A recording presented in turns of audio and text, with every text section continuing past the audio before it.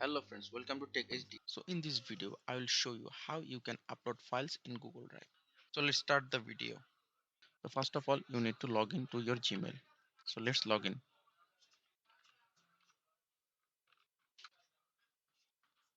Let's give the password. So from here, we need to go to Google Drive.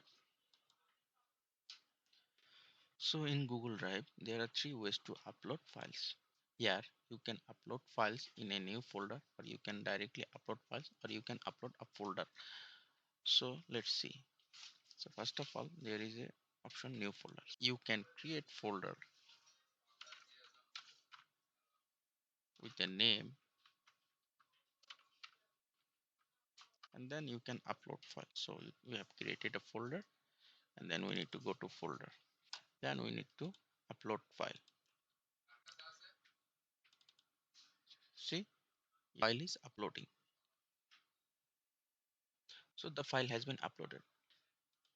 Another way is to upload file directly. So you can select any file from here, and you can click here, and it will upload directly. So see, the file has been uploaded directly here. And other way is to folder upload.